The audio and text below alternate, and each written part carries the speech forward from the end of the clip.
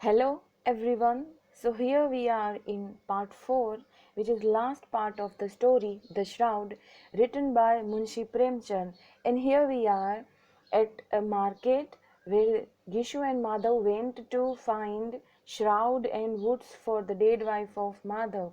But then they went to wine shop and started to eat. After a moment, a doubt arose in Madhav's heart. He said, "How about it? We'll go there too someday, won't we?"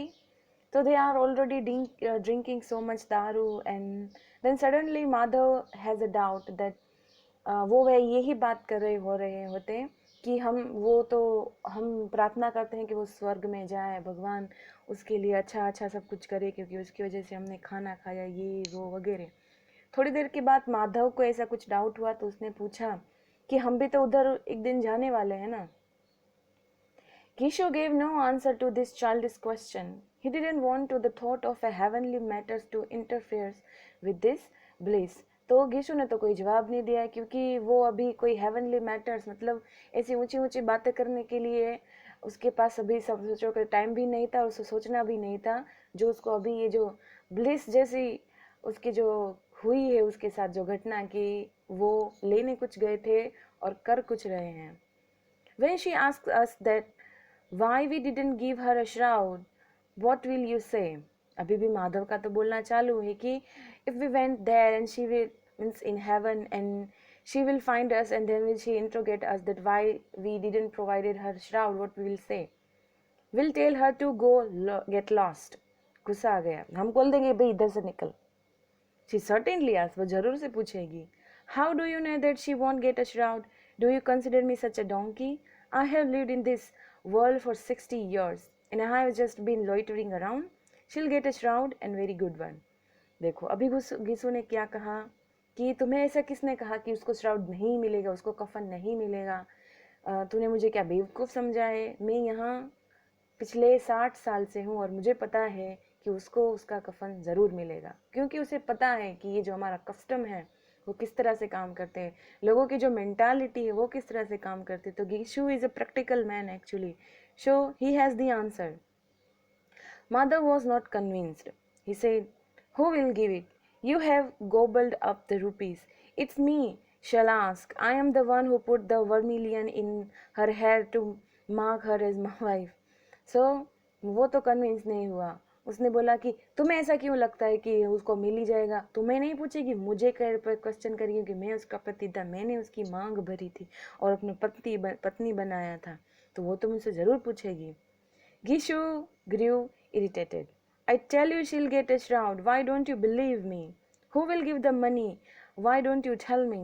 The same people will give it who gave it this time, but they won't give the rupees into our hand this time.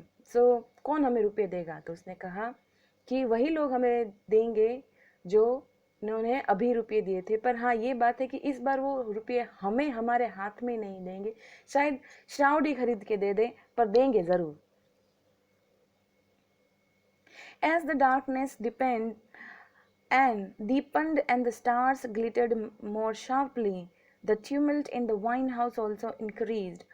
One person sang, another babbled, another embarrassed his companion, another pressed a glass to his friend's lips. तो जिस तरह से जैसे darkness बढ़ रही थी वैसे ही जो वाइन हाउस के अंदर की जो पूरी घटना पूरी जो परिस्थिति थी उसका भी कहे तो कि इंक्रीज हो रहा था। उसमें भी बहुत ज़्यादा लोगों को जो वातावरण था उसका घुल मिल गए थे उस वो क्योंकि सब नशे में थे अब। तो पूरा एनवायरनमेंट भी इंटॉक्सिकेशन हो गया था। कोई गा रहा था, कोई कुछ भी बड़बड़ा रहा था, कोई अपने दोस्त को गले लगा रहा था, कोई ज़बरदस्ती अपने दोस्त को पिला रहा था। Joy was in the atmosphere there. Intoxication was in the air. More than liquor, the air here elevated their spirits. The disaster of life seized them and dragged them here. तो वहाँ जो पूरा एनवायरनमेंट था वो intoxication हो गया था, हवा ही पूरी इस तरह से हो गई थी और शायद कहीं ना कहीं हर किसी की ज़िंदगी में कोई ना कोई तकलीफ़ थी, पर क्योंकि एक तो वो खुद पिए हुए थे, ऊपर से उनके आसपास का जो माहौल था उन्होंने उनको सोचो कि सब कुछ भुलाने के लिए मजबूर कर दिया। And for a while they forgot whether they were alive or dead or half alive. And these two, father and son, were still sleeping with relish.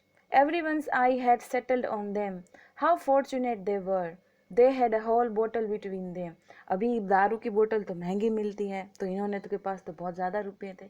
सब उन लोगों को देख रहे थे क्योंकि यही दोनों लोग थे जिनके पास पूरी दारू की बोतल थी.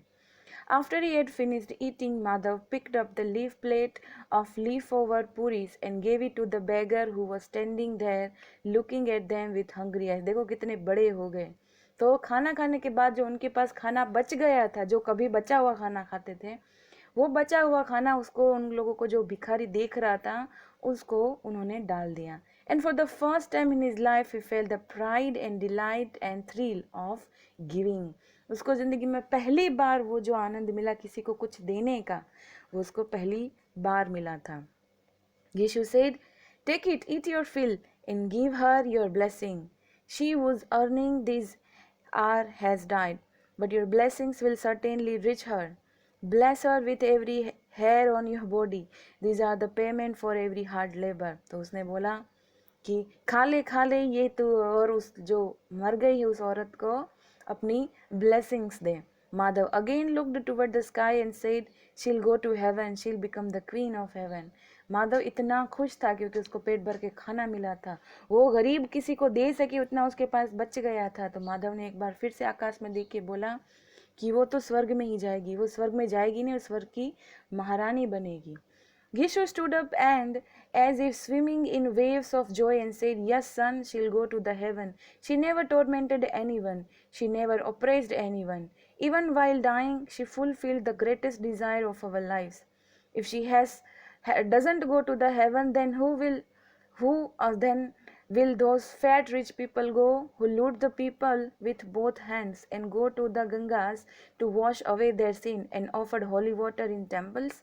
अरे चिंता मत कर, वो स्वर्ग में ही जाएगी. उसने कभी किसी को जिंदा होते हुए भी परेशान नहीं किया, किसी को दुखी नहीं किया, और जब मर गई तब भी हमें उसने हमारी कितनी सारी इच्छाएं पूरी कर दी. अगर वो स्वर्ग में नहीं जाए तो क्या वो फेट जो मोटे मोटे पेट वाले जो लोग होते ब्राह्मण, जो इतना पाप करते हैं फिर गंगा में जाके नहा लेते हैं ये सोच के हमारे पाप धुल जाएंगे, क्या वो स्वर्ग में जाएंगे? वो नहीं जाएंगे. This mode of pity too changed. Variability in the special quality of intoxication. Intoxication में उनकी सारे मूड है वो बदल रहे हैं. It was the turn of the desire, despair and grief. Mother said, but the poor thing suffered a great deal in her life. Even her death was painful. Covering his eyes with his hand to begin to weep and sobbed loudly. Madhav में, क्योंकि माधव ने अभी इतनी जिंदगी नहीं देखी जितनी गीशु ने देखी है. गीशु भी एक समय कभी माधव हुआ करता होगा और वो भी इतना ही शायद दुखी हो जाता होगा, पर अभी माधव छोटा है तो उसको अभी भी दुख होता है कि जिस तरह से उसकी पत्नी मरी है, तो उसको अभी भी याद आता है कि जो जिंदगी भी उसने दुख में निकाली और मरी तब भी बहुत ज़्यादा दुख में थी, और अपनी आंखें बंद करके उसको रोने का मन करता है. Gishu consoled him. "Why do you weep, son? Be happy that she been liberated from this net of illusion. She is escaped from the snare. She was very fortunate that she was able to break the bonds of worldly illusion so quickly." तुम क्यों रो रहे हैं? ये तो अच्छा हुआ कि ये जो सारे भ्रम है दुनिया के उसमें से वो निकल गई, वो इसमें से भाग गई, छूट गई, और वो फॉर्चुनेट है कि ये जो सारे दुनियाई जो दिखावे हैं उससे कहीं पहले निकल गई, और काफ़ी हद तक कहे तो उसने बहुत ज़्यादा गम तो तकलीफ़ें उसको झेलने की आई ही नहीं.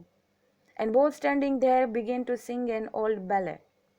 तो जिस तरह से गीशु ने समझाया माधव को समझ में आ गया, तो कोई पुराना लोकगीत होगा उन दोनों ने गाने लगे कि "Enchantress, dazzle us with not your eyes." Enchantress कि वो उनको बोल रहे हैं कि हे ठगिनी, हमें अपनी आँखों के जादू से मत ठगियो, ठगिनी. The whole wine house was absorbed in the spectacle, and these two drinkers, deep in intoxication, kept on singing. Then they both began to dance. They leaped and jumped, fell down, flounced about, gesticulated, stuttered around and finally overcome by the drunkenness they collapsed. तो ये जो पूरा wine house का पूरा जो environment था वो भी उसमें घुल मिल गए, नाचने लगे, गाने लगे, चिल्लाने लगे, उछलने कूदने लगे। और जो आखिरी जो मूड होता है दारू का, कि उन्होंने वो भी कर दिया, इतना ज़्यादा पी ली थी कि वो गिर पड़े। So I hope that you liked the story. It was a very good story about the social criticism, that how two people, when we say that these people who are very poor and we don't see any morality in them when they try to do something thief or cheatings, we think that देखो ये गरीब है, ये इन लोगों ऐसे हो करते हैं, इसीलिए इन लोगों ऐसी परिस्थिति है। पर क्योंकि ये लोग ऐसी परिस्थिति है इसलिए ऐसे होते हैं। हमें कभी कभी जो सिक्के की दूसरी पहलू होती है वो भी देखनी चाहिए, कि हमें समझना चाहिए कि कोई क्यों ऐसा है। कोई गरीब ऐसा हो तो समझ में भी आता है, पर बड़े लोग देखा, जमींदार जैसे लोग होते हैं वो भी यही चीटिंग्स करते हैं, तब हम उनको जज नहीं करते हैं। तो बात यह है कि कौन कैसी परिस्थिति में ये नहीं, पर वो इंसान कैसा है हमें वो भी देखना चाहिए, कि पता चले कि परिस्थिति उनको बदल रही है या वो खुद ऐसे हैं। तो कुछ लोग परिस्थिति की वजह से बदल जाते हैं और खुद लोग ऐसे होते ही ऐसे हैं। तो डोंट जज people just by their appearance, थोड़ा सा डीप में भी जाना चाहिए। So here we are completing our fantastic story.